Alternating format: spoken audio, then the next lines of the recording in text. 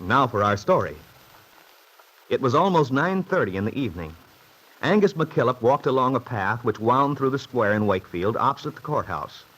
He'd been summoned to meet someone there at this hour by an unsigned letter. The attorney had no idea whom he was to meet. He only knew the mysterious errand had something to do with Bill Meade's suit for custody of his baby son. He sat down on a bench at the appointed place. And now, a few minutes later, he hears footsteps, sees the shadowy figure of a woman approaching. It's Mr. McKillop, is it not? It is. And who might... Oh, how are you, Miss Ward? But that's wrong. You're Mrs. Ben Calvert now, eh? Yes, I have been for some time, you know. Of course. I remember now. Forgive me, but I'm a man who is set in his ways. You were Miss Ward for many years. It'll take me a bit of time to mark the new order in my mind. Oh, that's all right, Mr. McKillop. Don't apologize. Lots of people still call me Jessie Ward. I don't mind, really. After all, I'm used to the name, too. Well, then, Mrs. Calvert, I trust you've been in good health. Oh, yes, quite well, thank you. And your husband? Oh, Ben's fine.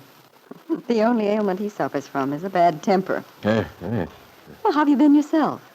We don't see each other often, do we? No, we don't. I'm busy in my office most of the time. I'm certainly not accustomed to rambling about all hours of the night. Oh, you ought to take a little stroll in the evening once in a while. It's quite refreshing. At least I find it so. You don't say? Yes, indeed. Clears the head, you know. Well, my head doesn't need clearing. It's as clear as a bell. Well, you're a lucky man, Mr. McKillop, since you can say that with so much assurance. Yes, most people find life somewhat trying from time to time. Then there's nothing like a quiet walk to help straighten out one's thoughts. I'd sooner lie abed with a good copy of Bobby Burns' poetry to read and my pipe for company. Oh, dear. I'm afraid you're a confirmed bachelor, Mr. McKillop. I am that, but it's nothing to fear, I can tell you. I'd be afraid to be anything else. Well, now if you'll excuse me, Mrs. Calvert, it's been a pleasant little chat we've had, but... Oh, but you mustn't run off, Mr. McKillop. I'm sorry, Mrs. Calvert, but I have an appointment, a business appointment. Yes, I'm aware of that. Mr. McKillop, your appointment is with me. You? Yes, certainly. By the Lord Harry, then why didn't you say so in the first place? Why, I thought there was no harm in passing the time of day, so to speak. We've plenty of time, haven't we? Now, you may have. I'm a busy man.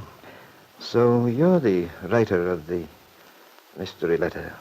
Yes. There's something wrong about this. You, Ben Calvert's wife, making a rendezvous with the very attorney who opposed him. I'm an honest man, Mrs. Calvert, and a frank one. I know you are. That's why And I tell you this, I don't like what's going on.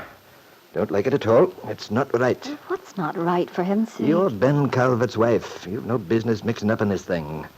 Whatever you have in mind. Well, I'd like to know why not.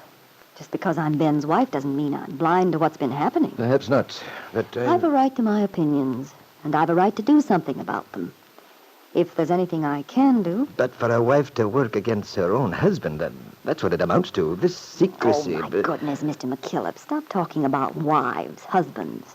You're an attorney. You ought to know the ways of the world. I am an attorney, and I know the ways of women. That's why I distrust you. So, you distrust me, do you?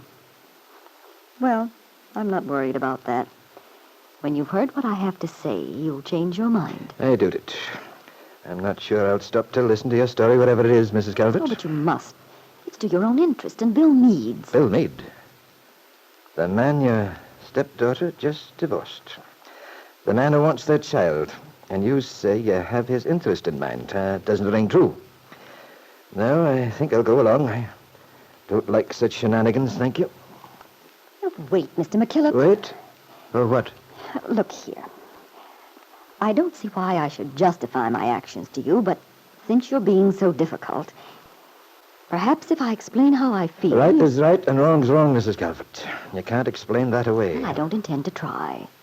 But the thing is, when you know more about what's in the background, your idea of right and wrong may be changed.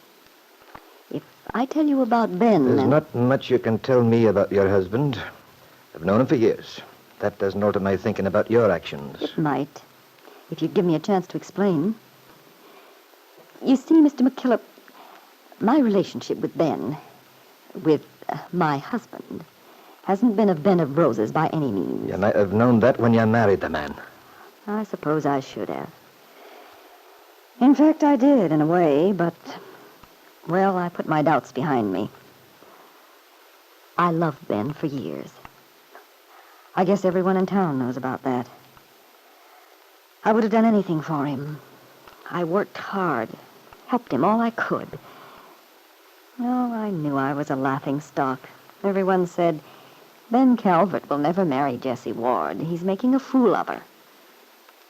I knew that, and it hurt. But somehow I couldn't give up. Then, gradually, my feeling about him changed. That was the time for you to break it off, then. When a woman turns against a man... I might have broken it off, but he'd always promised to marry me. I thought he would. And I still wanted him to because I wanted to show this town how wrong it was. Prove I hadn't been made a fool of. Pride. It's a terrible thing. And then Kitt came back. Ben told me he couldn't marry me because of his daughter. That was when I determined to get him anyway. Apparently you did. You accomplished what you wanted, but still you're bitter. Yes, I am bitter. After the treatment I've had from those two, from Ben and his precious daughter. So it's spite, then. That's what drives you. I see it now. You want to strike back at Ben Calvert and his daughter through Bill Meade, huh? Yes, I admit I'd like to hurt them. They've hurt me every way they could. But that's not all of it. Believe me, it isn't. There's a question of justice, too. Justice? Yes. I happen to know that Bill Meade hasn't been treated fairly. Don't believe this if you don't want to, but I honestly like that boy. I always have. I felt sorry for him when he married Kitt. I knew there'd be a showdown sooner or later. But I'm not going to stand quietly and let her put things over. Things she has no right to. I see. Now, Mrs. Calvert, in spite of the fact that I know I ought to have better sense, I have a feeling in my bones that you're telling the truth. I am. And if you have information which might benefit the boy's case, I can't refuse it in good faith. He needs help. I said before that short of a miracle or magic, I couldn't do him any good. Perhaps this is it, even though it's a strange, black sort of magic. Well, it shouldn't matter, black magic or white. As long as he has a fair chance. Knows the things he should know, so he stands a decent hope of winning. Well, it's not as if Kitt loved that baby. I know better. Aye, that's been well established. But that's not the kind of information which will help us. If that's all you have to say, we're wasting our time. I know, too, that Ben Calvert's no man to rear an innocent babe. But that doesn't help. The child's fed and cared for. Yes, thanks to the nurse, Miss Thorndyke. Oh, nurse or no nurse, the bairn's not suffering physically. There's no law that says a woman has to feed her child herself, if she can pay someone to do it for her. Oh, I know that. If the ex-Mrs. Meade doesn't neglect her child's needs, sees to it that he has what she should, then, according to the law, she's a fit mother. And the only thing which would make her unfit in the law's eyes would be the charge of conduct on becoming a mother. I think you understand, Mrs. Calvert. I certainly do. And it's exactly what I came to tell you about. What's that? You know something which would... I have definite proof as to Kitt's actions, which leaves no doubt that she's entirely unfit to bring up that child, according to the law. There was no mistaking the triumph, the confidence in Jessie Calvert's tone. She wasn't bluffing. Angus McKillop realized that.